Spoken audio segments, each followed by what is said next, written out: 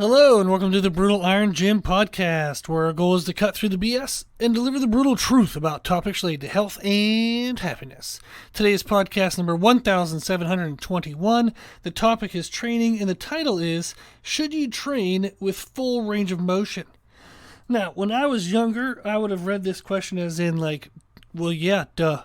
But as I've gotten older, as I've trained more people, as social media has developed, that answer can seem to be a little more confusing nowadays. So let's talk through that for a second. This topic came up with one of the trainers I coach.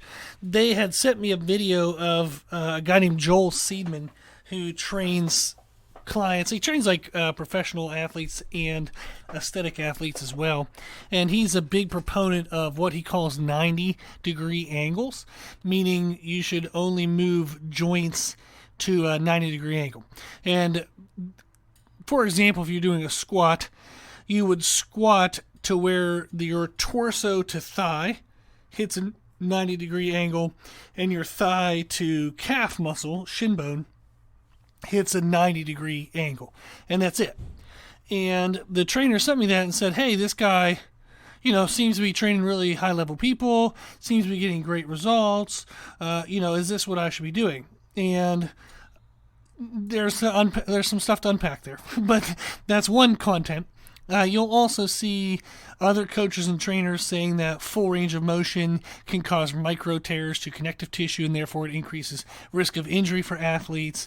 But you also see some coaches and trainers saying you need full range of motion for maximal muscle fiber recruitment, for optimal movement patterning, and blah, blah, blah, blah, blah. And they say all these fancy terms.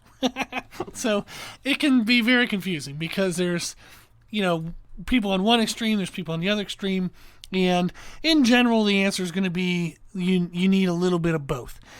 Typically, coaches, people who make video content, they need to create content that gets a lot of views. So they tend to take a very polarizing stance in their titles and even sometimes in what they say. The idea of it is it gets more views, whether you hate them or you like them, you're looking at it, and therefore they're getting more money or they're selling more products. So it's frustrating because a lot of the content that is available today is driven by the financial gain of the content creator rather than actually just wanting to share good content. I am old enough that I remember when we first got internet at my house, like when it was becoming a thing where you stopped writing handwritten papers in school and actually typed in computer typed papers. But at that time, a lot of the content wasn't as linked with making money. There wasn't YouTube, for example. I know, isn't that insane? Or at least there was. I wasn't aware of it back in 1999, 1998, somewhere in there. But it wasn't money driven. So a lot of the content that was on there was just because somebody knew a lot, and they're like, hey, this is a really cool forum, this internet thing is a really cool way for me to reach a lot of people. I just want to share what I know. And they were just genuinely excited to share things beyond just their, people they could see face to face. Unfortunately, as it's developed, we've gotten, there's been a lot of great things. One of the greatest things I think of the internet and whatnot, YouTube and things, is you get to talk to the pros of things. You get to, for example, you're listening to me talk through a podcast, which wasn't possible 20 some years ago, 25 years ago, but it's just really cool. There's a lot of good content that comes up, and I love it for that purpose. But part of the downside would just be that a lot of it is monetized and money driven. So people try to make their content sizzle to try to make money, get views and whatnot. But the real answer is often the boring middle. So I said that there's people on one extreme and the other. The real answer is somewhere in the middle.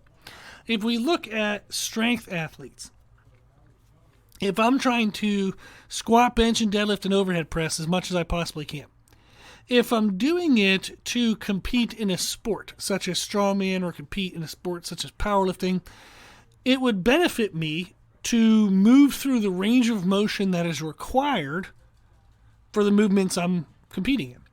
So in powerlifting, you squat to parallel. Can you squat lower than parallel? Sure, you can if you want to. Are you judged by how low you squat past parallel? No, you are not. So you would want to position yourself and squat in a way that maximizes the amount of range of motion that you were judged on, but you're not doing excessive work. That's kind of the idea. If I'm supposed to bench press and touch the bar of my chest, then I need to bench press to touch the bar of my chest if I'm going to be competing, and that's the standard of competition. So it's important on big major lifts, big major compound lifts, to use the range of motion that you are judged on. But you don't really need to use any greater than that on big major lifts. So for squats, I would squat to parallel. On bench, I would let the bar touch my chest, make sure I can pause and press back up. On deadlift, you just got to follow the rules. There's not really a range of motion issue when it comes to deadlift. Just make sure you're doing it the full range of motion. But the idea of training full range of motion on major lifts, my answer for strength athletes would be is to train the range of motion you're judged on, and that's it. Then in your accessory lifts, like stiff-legged deadlifts, front squats, things like that are lighter weight loads that reduce the risk of injury, you might want to move through a fuller range of motion to try to make sure that you strengthen the tissues into the ends of motion that, worst case scenario, you might accidentally get yourself into when you're doing the bigger lifts. So maybe I squat to parallel, but I practice my front squats and stiff leg deadlifts and whatnot a little bit through a bigger range of motion. So that way, on a really big, heavy squat, if the weight shoves me down an extra inch or two lower than I normally train, the tissues are strong enough in that extra range to withstand the pressure, and therefore they can still hold up without getting injured. So on lighter weight loads, I would use fuller ranges of motion because you're now focusing on quality of muscular involvement, not just trying to throw the weight around. When you're doing big, heavy lifts as a strength athlete, squat, bench, deadlift, overhead press, things like that, you're working on movement efficiency. You're not really trying to develop muscle, like mind-muscle connection. You want all the muscles to be doing what they're supposed to be doing. But typically, if you feel a single muscle when you're doing a really heavy squat, you probably tore that muscle. You want the movement to feel efficient and kind of as evenly blended, miserable-wise, across all muscles possible. So you're doing a movement intention during big, heavy lifts. During accessory lifts, you should be switching over to a muscle intention where you're paying attention to a muscle group or a singular muscle, trying to actually feel the muscle work. So if I'm doing skull crushers to build up my triceps to be able to bigger bench, I should feel slow and controlled. I should feel the triceps actually working during the skull crushers. I'm going to have more of like a bodybuilder type mindset. So I'm going to be moving with more control, and lighter weight loads. I'm not going to skull crunch as much as I can bench press. So I'm lighter weight loads. I'm moving with less momentum, more control. So therefore I can move through a greater range of motion to ensure I'm getting all the muscle fibers stimulated and that I have strength through the full range of motion of the tissue.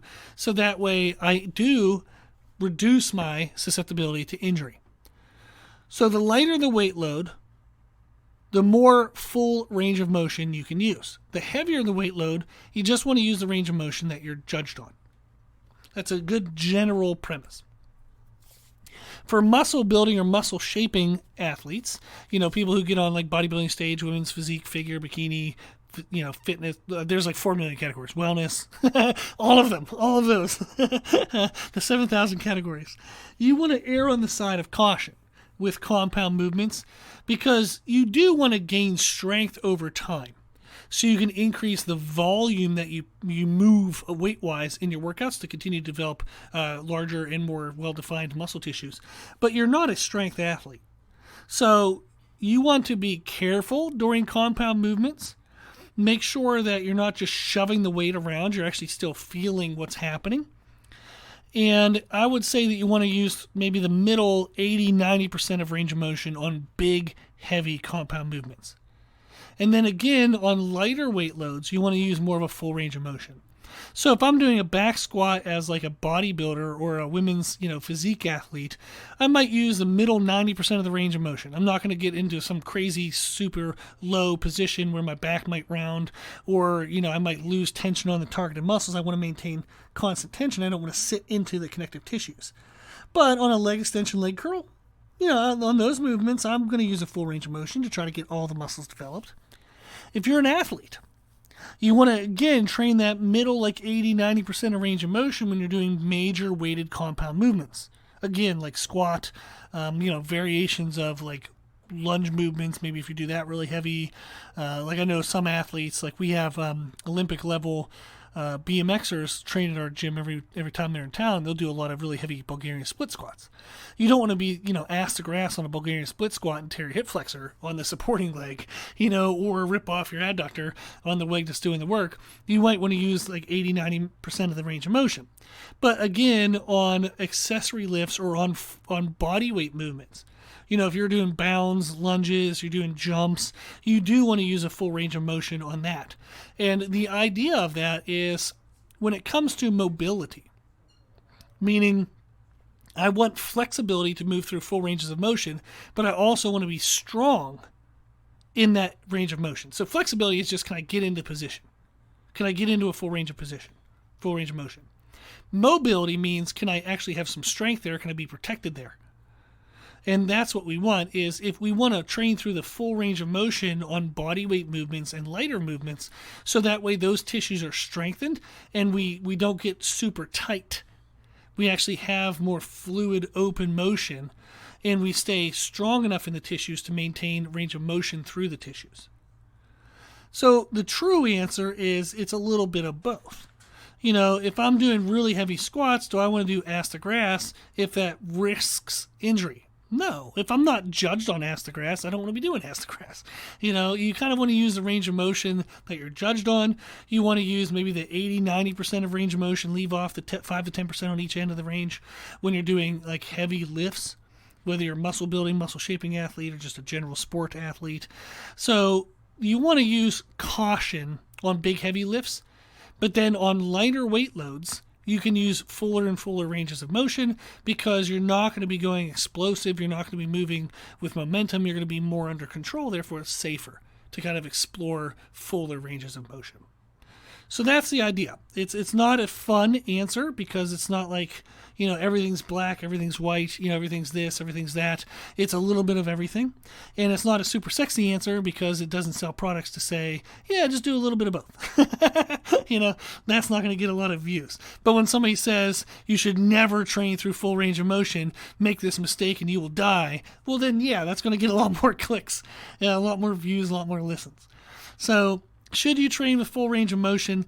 Big heavy lifts, be safe, use a little bit of caution. As the weight loads get lighter, as you focus more on muscular control rather than momentum, you can use fuller ranges of motion. Okay, nice, quick, simple answer. If you have any follow-up questions, shoot me an email at brutalironjim@gmail.com. If you like our podcast, please share the podcast. If you like the podcast, please consider donating to support the podcast, which you can do on our website. If you like the information we share in our podcast, you can find more from us on our social media channels. You can find us and follow us, please follow us, on Instagram and YouTube under the name Brutal Iron Gym. As always, I hope this was helpful, and thank you for listening.